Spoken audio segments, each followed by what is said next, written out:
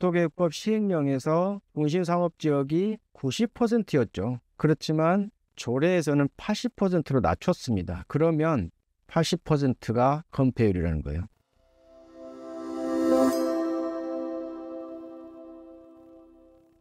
용도지역 건폐율은 내 땅 용도지역 건축을 위해 버리는 땅 없이 얼마나 건축이 가능하냐는 건데요. 용도지역 건폐율은 건축 후 투자 수익률과 직결되는 부분이기도 하죠. 그래서 용도지역별로 토지 가격의 차이가 나는 매우 중요한 이유이기도 합니다. 오늘은 지자체별로 관리되는 용도지역 건폐율이 몇 %인지를 확인하는 가장 정석적인 방법을 한번 알아보겠습니다. 자, 첫 번째로 국토계획 및 이용에 관한 법률을 조회합니다. 국토계획법이죠. 법문 조항을 보면 77조까지 내려가서 77조 용도지역의 건폐율, 78조 용도지역의 용적률 이렇게 나와 있죠. 용도지역에서 건폐율의 최대 한도는 최대 한도를 규정하고 있어요. 어떤 특성에 따라서 다음 각 호의 범위에서 다음 각 호의 범위는 국토계획법에서는 이렇게 9개까지만 큰 틀을 던져주고 있습니다. 그 범위에서 대통령령으로 정하는 기준에 따라 이게 핵심이죠. 자, 대통령령은 국토계획법 시행령을 말하는 거예요. 대통령령의 기준에 따라 각 지자체 조례로 정한다. 그래서 첫 번째 국토계획법, 두 번째 대통령령 국토계획법 시행령이죠. 그리고 세 번째 각 지자체의 도시계획 조례 이렇게까지 확인하면 최종적으로 용도지역 건폐율을 확인할 수 있는 거죠. 국토계획법에서 9개의 용도지역에 대해 건폐율을 확인할 수 있어요. 우리가 이제 용도지역 건폐율을 확인하려면 결국은 21개 세분화된 예를 들어서 제2종 전용 주거지역 또는 계획관리지역, 자연녹지지역 이 정도 선에서까지는 알아야 되잖아요. 그래서 9개를 범위를 지정해 준 것은 확인하는 의미가 사실 없죠. 그래서 우리가 확인해야 될 부분은 대통령령이에요. 국토계획법 시행령을 보자는 거죠. 이 시행령을 보면 21개의 용도지역까지 다 나와 있어요. 제1종 전용 주거지역부터 준주거지역까지 주거지역이죠. 그 다음에 상업지역이 이렇게 정의되어 있죠. 상업지역 전체. 그 다음에 공업지역, 녹지지역. 나머지는 비도시 지역들이죠. 관리지역과 농림지역, 자연환경보전지역. 이렇게 해서 총 21개의 용도지역을 세분화해서 건폐율들, 용도지역 건폐율을 나타내주고 있습니다.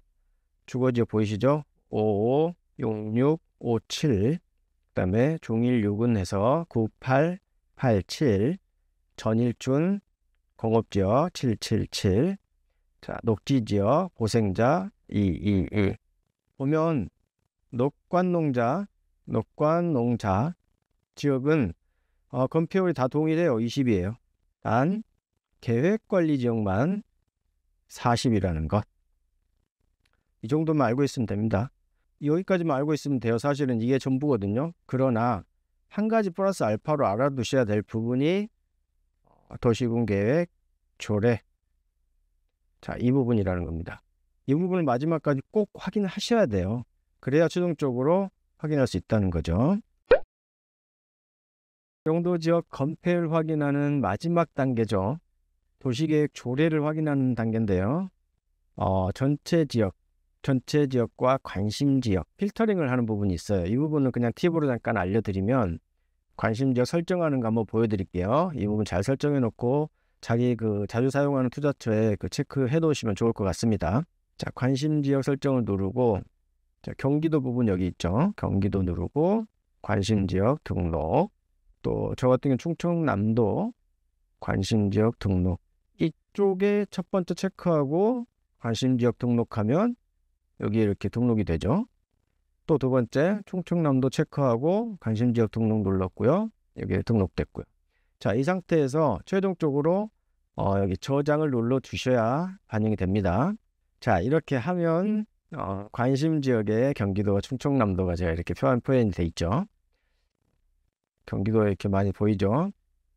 자, 평택시 한번 가볼게요. 평택시에는 많은 부분이 지정이 이렇게 돼 있죠. 자, 시행령에서 위임한 용도 지역 안에서의 건폐율은 다음 각호의 어느 하나와 같다. 자, 여기서 주의하실 게 뭐냐면 시행령에서 이미 21개 용도 지역에 대해서 건폐율을 다 지정을 했죠. 그런데 도시계획 조례까지 이렇게 와가지고 해당 토지가 있는 필지에 특정 용도 지역에 대해서 이렇게 언급을 한 게 있어요. 언급을 한 게 있으면 그걸 따르면 되고 언급을 하지 않은 게 있어요. 예를 들어서 한번 볼까요? 자, 녹지 지역까지 오고 평택시 같은 경우는 21개를 다 지정했네요. 자, 예를 들어 볼까요? 그러면 화성시 이렇게 있는데 보면 16개까지밖에 표현이 안 돼 있죠. 계획관리, 예를 들어서 계획관리는 지금 없어요. 그러면 시행령을 따르면 됩니다. 이해되시죠? 자, 정리하면 국토계획법 시행령에서 21개 용도 지역에 대해 건폐율을 지정을 했고요.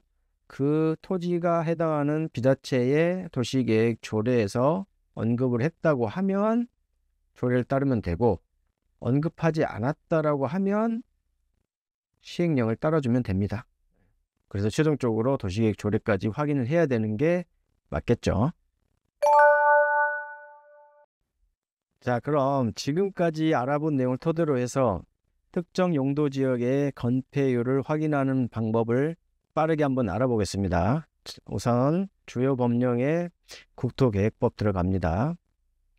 자, 국토계획법에 77조로 가시면 용도지역 건폐율을 확인할 수가 있고요.